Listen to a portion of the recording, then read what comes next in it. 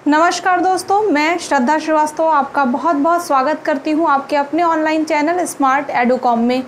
Last class में हमने देखा था स्वर संधि के जो आखिरी दो भेद होते हैं, अयादी संधि और यड़ संधि के बारे में। उसके प्रीवियस 2 क्लासेस में हमने जाना था कि संधि क्या होती है, स्वर संधि के और 3 भेद जो होते हैं, वृद्धि संधि क्या होती है, दीर्घ संधि क्या होती है और गुण संधि के बारे में। आज हम बात करेंगे संधि के ही बारे में और बात करते हैं व्यंजन संधि के बारे में। व्यंजन संधि का कोई भेद नहीं होता है। व्यंजन संधि में केवल बदलने के नियम को ध्यान देना पड़ता है कि कहाँ पे कौन से वर्ग का अक्षर आ रहा है और उस अक्षरों को कैसे परिवर्तित किया जाता है, उस नियम को ही हमें ध्यान में रखना होता है। तो चलिए शुरू करते हैं।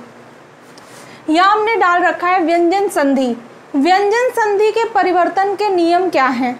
नियम ये हैं कि व्यंजन संधि में एक तरफ व्यंजन का होना अनिवार्य है, यानी जो भी शब्द के मेल होंगे उन शब्दों में एक तरफ चाहे पहले शब्द का अंतिम वर्ण व्यंजन हो या दूसरे शब्द का प्रथम वर्ण व्यंजन हो, एक तरफ व्यंजन का होना अनिवार्य है।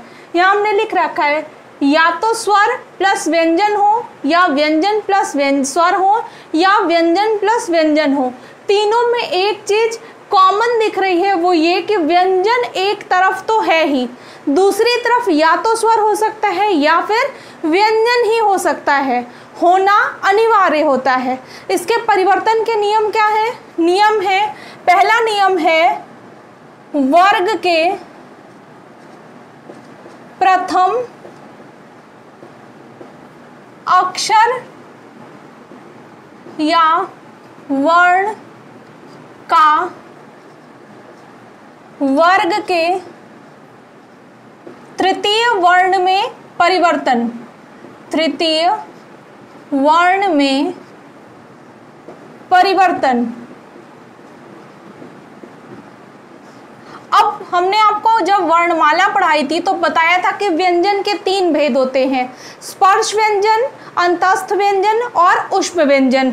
इतना जो पार्ट होता है क से म तक, ये हमारा क्या होता है? ये हमारा स्पर्श व्यंजन होता है। ये क्या होता है? अंतस्थ व्यंजन होता है। और लास्ट का क्या होता है?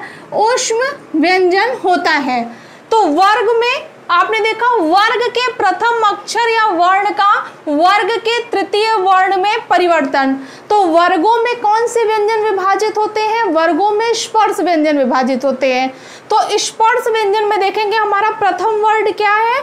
क है, च है, ट है, त है, प है। ये हमारा प्रथम क्या है? वर्ण है। इसका तृतीय में, यानी अगर क रहेगा तो उसकी जगह ग हो जाएगा, च रहेगा तो उसकी जगह ज हो जाएगा, ट रहेगा तो ड़ हो जाएगा, त रहेगा तो द हो जाएगा और प रहेगा तो ब हो जाएगा। पहले अक्षर का तृतीय अक्षर में परिवर्तन हो जाएगा। कैसे होगा हम आपको बता रहे हैं। देखिए, जैसे उदाहरण है जगत प्लस अम्बा। हमने देखा यहाँ अक्षर क्या है? त है और इधर क्या है? अ है। बाकी उसी तरह उतार देंगे। अब यहाँ हमने देखा वर्ग का कौन सा अक्षर है? प्रथम अक्षर है। प्रथम अक्षर का किसमें परिवर्तन करेंगे? तृतीय में। तो तृतीय अक्षर क्या हो जाएगा? त वर्ग का तृतीय अक्षर द हो जाएगा, तो हम द ले लेंगे।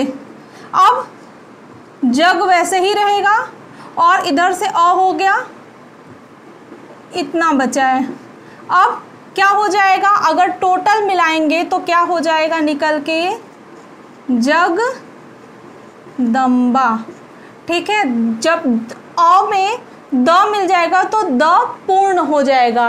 त यहाँ आधा है लेकिन त की जगह हम द लेंगे और द में जब अ का मेल होगा तो अ स्वर है और द व्यंजन है। अ और द जब मिल जाएंगे तो द पूर्ण हो जाएगा। जगत प्लस अम्बा का क्या हो जाएगा? जगदम्बा हो जाएगा। तो कैसे देखा हमने? वर्ग का जो प्रथम अक्षर है वो किस में बदल गया? वर्ग के तृतीय अक्षर में परिवर्तित हो गया। और उदाहरण देखते हैं हम। जैसे हम लेंगे दिक प्लस दर्शन। अब क हमारा प्रथम वर्ण है, तो क वर्ग का तृतीय वर्ण कौन सा है? ग है। तो क्या करेंगे, दी वैसे ही रहने देंगे, दी की जगह ग लगा देंगे और दर्शन। तो क्या हो जाएगा, अब इधर स्वर तो है नहीं कि जो मिल जाएगा इसके साथ, तो ग आधा हो जाएगा, तो दिग दर्शन। ये क्या हो जाएगा, परिवर्तित रूप हो जाएगा। क्या किया हमने, क आया था तो क को किस में परिवर्तित कर दिया, वर्ग के तीसरे अक्षर में परिवर्तित कर दिया। और वर्ग का, क वर्ग का तीसरा अक्षर क्या है, ग है। तो ग क्या हो गया, यहाँ पे आ गया। अब ग के साथ बगल में कोई भी स्वर नहीं था, इसलिए ग आधा ही रहेगा, ग अपूर्ण रहेगा, तो दिग दर्शन हो जाएगा। और उदाहरण हम देखते हैं।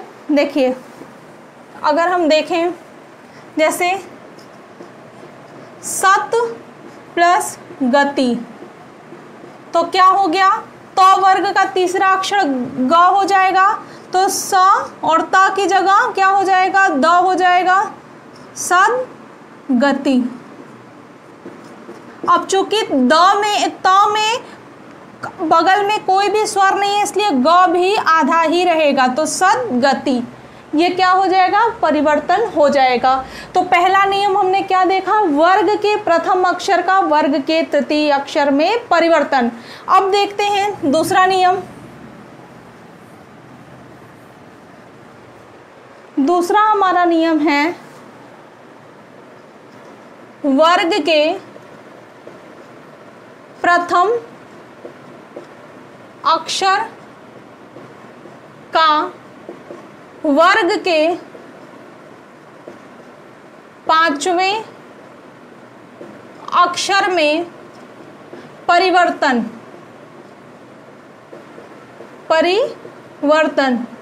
अब आपने देखा पंचाक्षर कौन सा है, तो ये वाला जो क्रम है ये पंचाक्षर का क्रम होता है। अब ये जान लीजिए, ग का कोई, अंग का कोई सेंस नहीं, इया का कोई सेंस नहीं और अड़ का कोई सेंस नहीं। तो पहले तो आप ये जान लीजिए, पंचाक्षर में अगर बदलेगा भी तो किस में बदलेगा, या तो न होगा या म होगा। तो ये ध्यान रखना है कि पंचाक्षर हमारे क्या होते हैं, पांचवा अक्षर, हर वर्ग का पांचवा अक्षर क्या होगा, पंचाक्षर। तो पांचवे में तीन अक्षर तो क्या है, यूजलेस है, उनका कोई इस्तेमाल नहीं है। तो क्या होगा, न और म, ये दो ही बचते हैं जिसका इस्तेमाल होता है। तो जब भी प्रथम अक्षर का पांचवे में परिवर्तन होगा तो या तो न में होगा या म में होगा। अब कैसे होता है आप देखिएगा,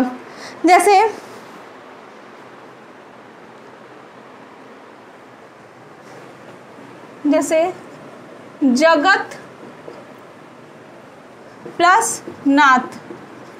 अगर हम देखें तो त हमारा प्रथम अक्षर है, अब त को पांचवे में बदलेंगे तो क्या हो जाएगा, त की जगह न और अगला उसी तरह उतर आएगा, जगन्नाथ।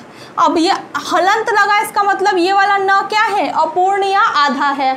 ठीक, और उदाहरण देखते हैं। और उदाहरण हमारा है जैसे उत प्लस नति। तो त क्या हो जाएगा, तो न में परिवर्तित हो जाएगा, न भी आधा रहेगा और अगला उसी तरह से उतर जाएगा। अब इसको आप ऐसे भी लिख सकते हैं,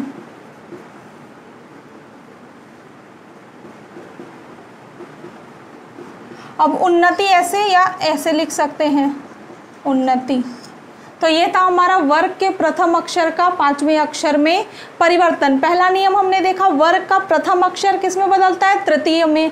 दूसरा नियम हमने देखा कि वर्ग का प्रथम अक्षर किस में बदलता है, वर्ग का प्रथम अक्षर वर्ग के पांचवें अक्षर में या पंचाक्षर में परिवर्तित हो जाता है। और कौन से दो अक्षरों में ही परिवर्तित हो पाता है, वो होता है या तो न या म। कहीं कहीं ये अंग जो है जैसे वाक्मय होता है, तो वाक्मय को अगर हम बदलेंगे तो वांग्मय हो जाएगा। तो कहीं कहीं ये इस्तेमाल होता है, लेकिन अधिकतम में ये ही दोनों इस्तेमाल होते हैं। जैसे हम आपको बता दे रहे हैं, अगर हम यहाँ लिखें वाक प्लस में, तो क का पांचवा अक्षर तो अंग है, तो वांग में ये बदल जाएगा इस तरह से। ये बहुत आसान होता है। आप जैसे ही व्यंजन संधि के शब्द देखेंगे वैसे ही इन शब्दों को पहचानना सीख जाएंगे। उनका जो विच्छेद है वो विच्छेद ही बता देता है कि ये व्यंजन संधि के शब्द हैं। अब इसका अगला नियम देखते हैं। आप चाहे तो इनका स्क्रीनशॉट भी ले सकते हैं ताकि आपको जब वर्णमाला पढ़े हो तो उसमें भूले ना कि व्यंजन कितने तरह के होते हैं और किस व्यंजन में कितने अक्षर आते हैं।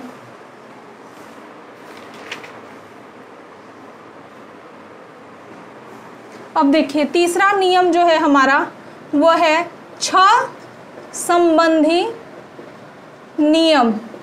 ये बहुत ही आसान होता है। इसके पहले अगर कोई भी ह्रस्व स्वर, ह्रस्व यानी छोटा स्वर, ह्रस्व स्वर या आ आएगा और प्लस छ आएगा तो क्या हो जाएगा, जो भी शब्द रहेगा उसमें छ के पहले आधा च लग जाएगा। जैसे वी ह्रस्व स्वर आप समझ रहे हैं कौन कौन सा, अ, छोटी ई और छोटा ऊ, ये तीन होगा, या आ। इनके साथ जब भी छ आएगा तो क्या हो जाएगा, छ के ठीक पहले आधा च लग जाएगा। कैसे लगेगा, वी प्लस छेद। और वी में छोटी ई आया है तो छोटी, तो ये क्या हो जाएगा ह्रस्व स्वर, तो क्या हो जाएगा वी। अब इसके जस्ट पहले आधा च लगा देंगे, छेद, विच्छेद। जैसे अनु प्लस छेद, तो अनु में छोटा ऊ आया है, ये ह्रस्व स्वर है तो क्या हो जाएगा अनुच्छेद। इसमें कुछ हटाना नहीं है, केवल एक जो वर्ण है उसको जोड़ देना है, वो है आधा च। जहाँ भी ह्रस्व स्वर या आ में छ का मेल होगा वहाँ छ के ठीक पहले आधा च जोड़ देते हैं। अनुच्छेद, विच्छेद, इस तरह के जो शब्द हैं वो इसी के उदाहरण हैं।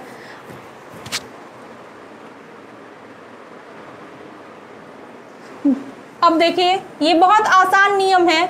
अब देखिए क्या होता है, त संबंधी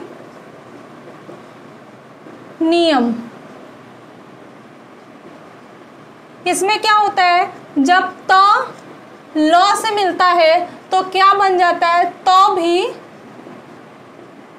आधा ल में परिवर्तित हो जाता है। जैसे उत प्लस लास, तो यहाँ त है और यहाँ ल है तो ये त किस में बदल जाएगा, आधा ल में बदल जाएगा तो हो जाएगा उल्लास। और इसका एग्जाम्पल देख लेते हैं। जैसे तत्व प्लस लीन, तो क्या हो जाएगा, ये त भी ल से मिल रहा है तो क्या हो जाएगा, आधा ल में परिवर्तित हो जाएगा तो हो जाएगा तल्लीन। ये इसके उदाहरण हैं। अब देखिए त संबंधी एक और नियम है। क्या है, नियम है जब त ज से मिलता है तो क्या होता है, वो भी आधा ज में परिवर्तित हो जाता है। परिवर्तित हो जाता है, क्या परिवर्तित हो जाता है, तो जो है ज में परिवर्तित हो जाता है। कैसे होता है हम आपको बता रहे हैं। जैसे जगत प्लस जननी, अब ये त है ये ज है, जब त और ज मिलेंगे तो ये त भी किस में बदल जाएगा, आधा ज में बदल जाएगा। जैसे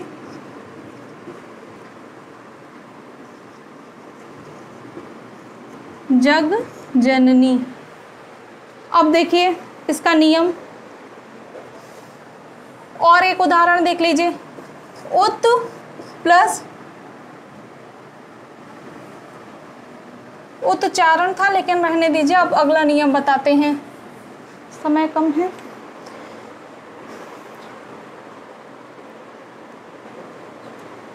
जब त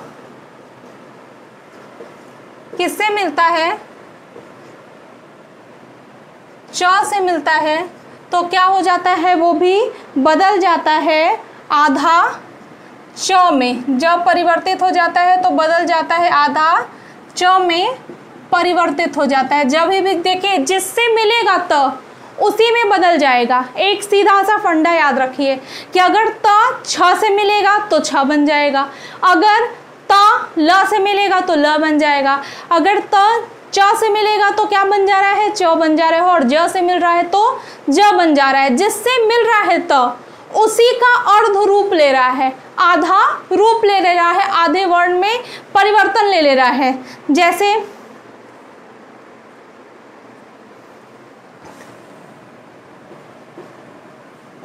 जैसे हम देखें उत प्लस चारण, अब त किससे मिल रहा है, च से, तो वो क्या बन जाएगा, च ही बन जाएगा, तो उच्चारण इसका नियम है। अब ये सिंपल तरीके से आप समझिए, त का 3 नियम है, लेकिन अगर त को आप आसान भाषा में समझेंगे तो ये हो जाएगा कि त जिससे भी मिलता है उसी का आधा रूप ले लेता है, चाहे वो च से मिले, छ से मिले या ज से मिले।